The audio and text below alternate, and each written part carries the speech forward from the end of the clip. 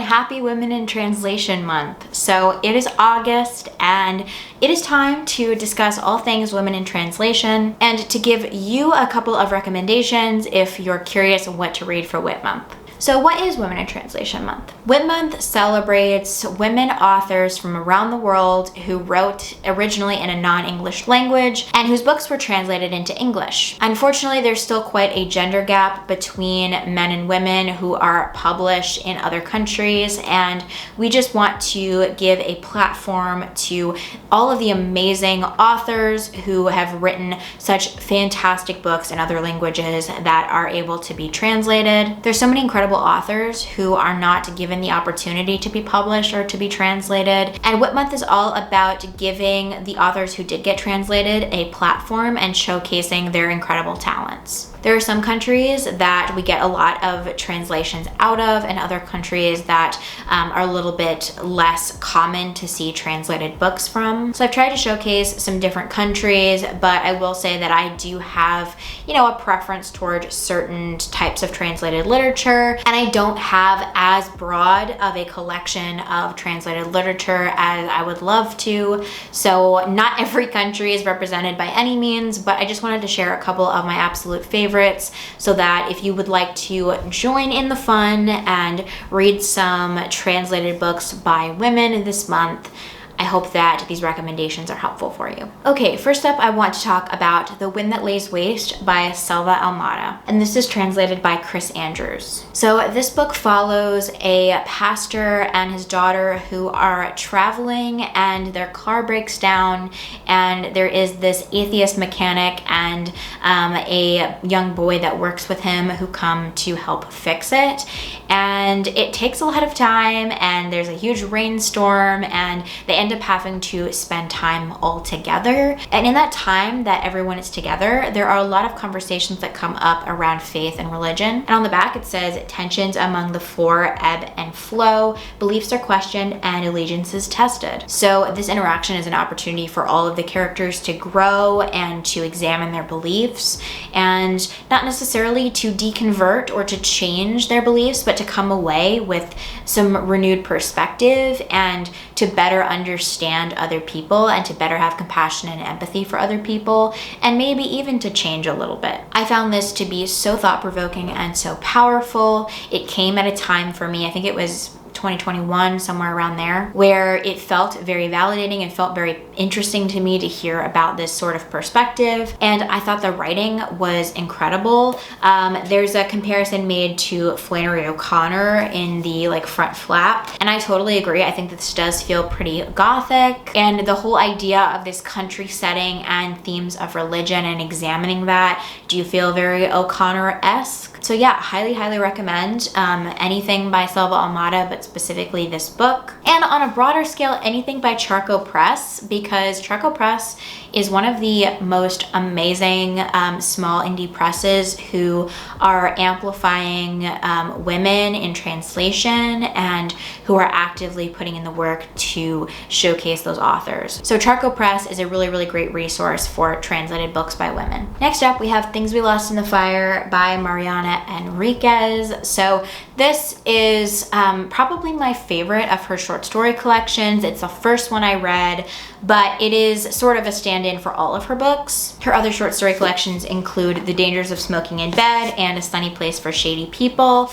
I love all of these so much. So honestly, if you were to pick up any of them, this would be the one I would choose as a starting point, but definitely look at the descriptions of all of these and just decide from there which one sounds the best to you. But know that just like any short story collection, the descriptions are a bit vague because there's not an overarching plot between all of the stories. They're all their individual plots and all of that, so keep that in mind. So all of her collections sort of revolve around similar themes, but this one is definitely rooted in Argentine folklore and culture. Enriquez examines relationships. She examines motherhood and womanhood womanhood. And she looks at the grotesque, the gothic, and brings light to the horrors of real life, as well as bringing in a supernatural horror into the mix to just liven things up and to add another layer of depth to her writing. She's an incredible writer. Her stories are so poignant and so resonant, and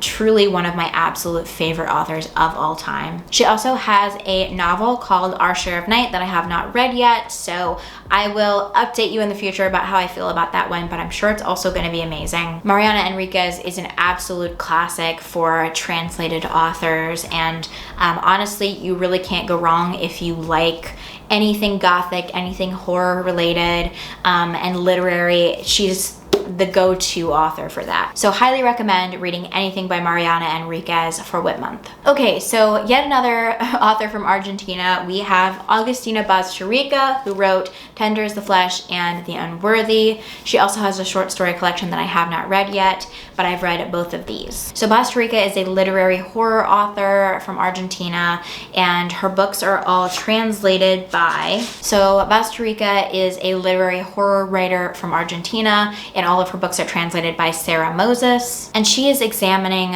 different social structures, social issues through horror. So with Tender is the Flesh, this one takes place in a dystopian world where meat is no longer safe to consume. So the government has sanctioned eating human meat, and humans begin to be processed and bred just as animals are.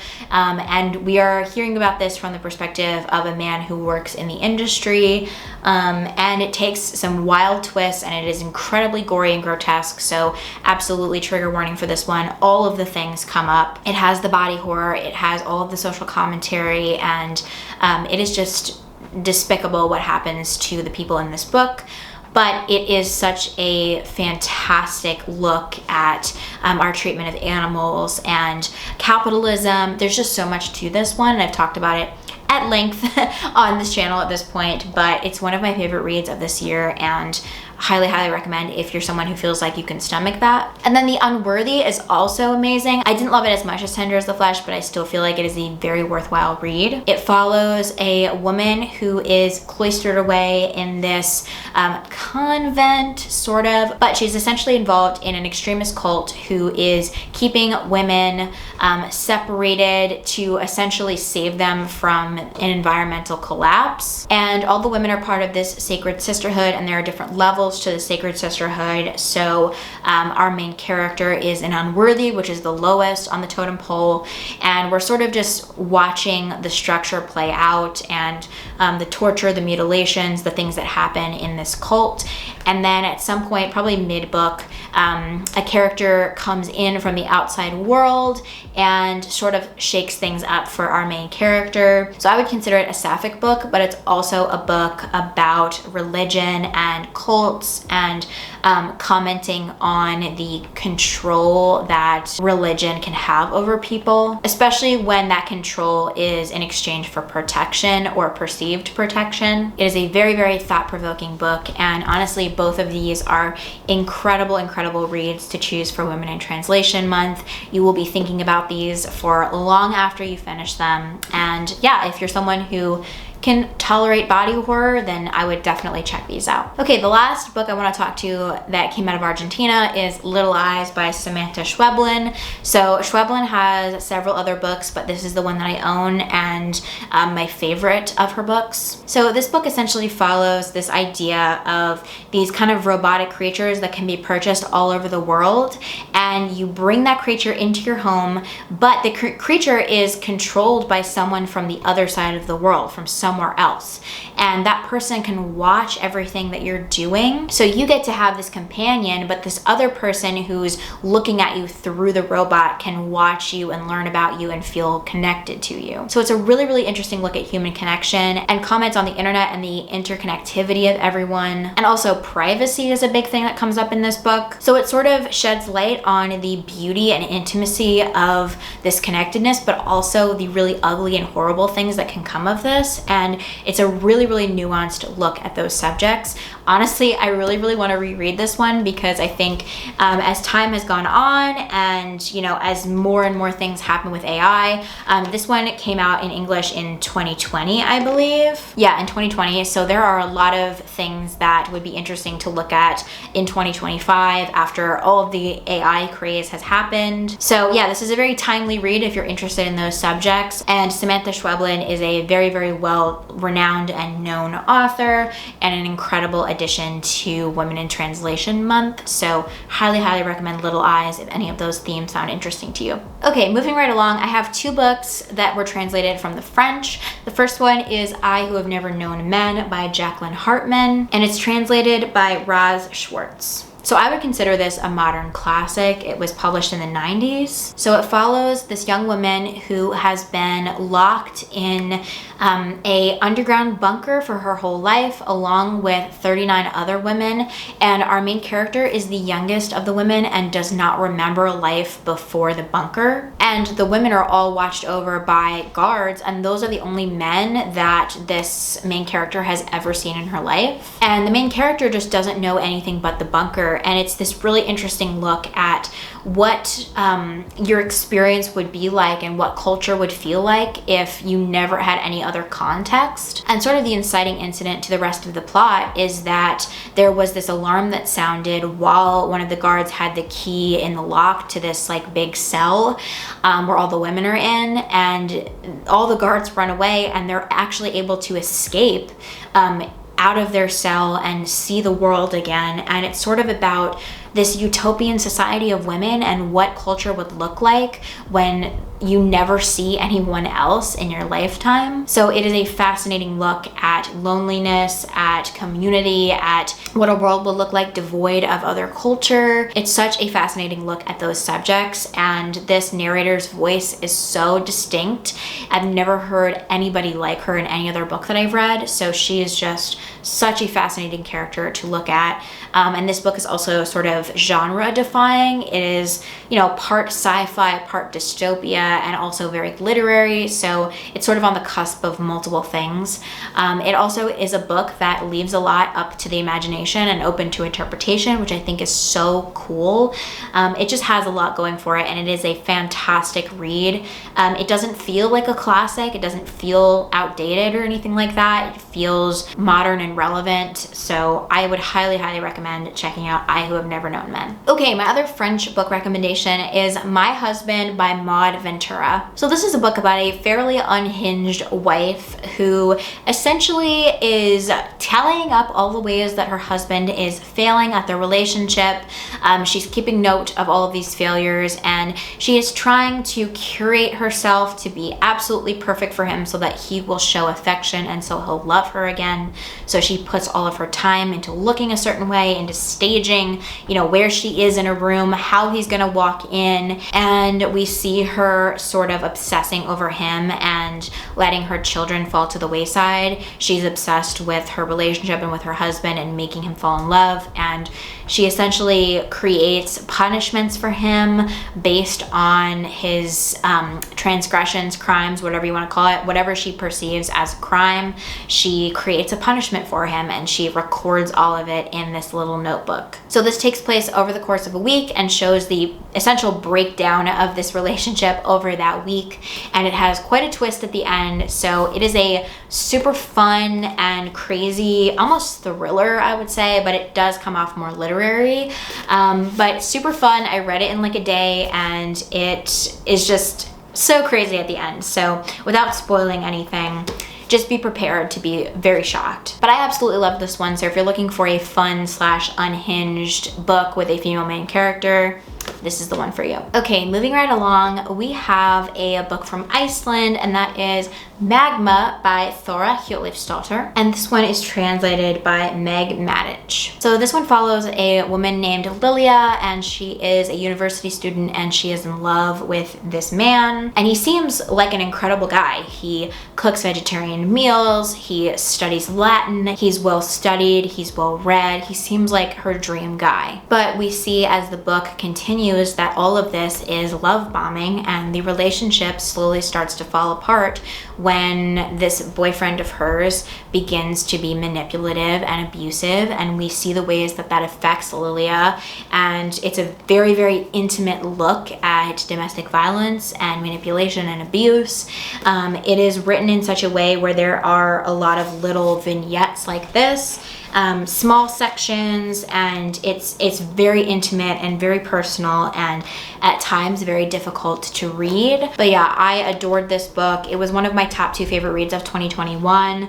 I just found it to be so intimate, so touching, so well written, and just highly recommend. Though if you are sensitive to those subjects, this one is a hard one to read, so just know that going into it. And also feel free to skip this one if those things are going to be bothersome to you. Okay, so the last 2 books that I'm going to recommend are translated from the Japanese. The first one is Breasts and Eggs by Mieko Kawakami. This is a bit of a chunkier one, but it is sort of 2 stories in one. So it follows a pair of sisters. One sister is getting older and she hasn't really thought about having kids until a point in this book, and all of a sudden she feels like, well, what if my time is run out? Can I have a baby without having a partner? And it brings up all of these fears in her, and she goes on sort of a quest to get lots of different people's opinions in her life and essentially decide if she wants to have children. And then we have the other sister who has a daughter who is reaching puberty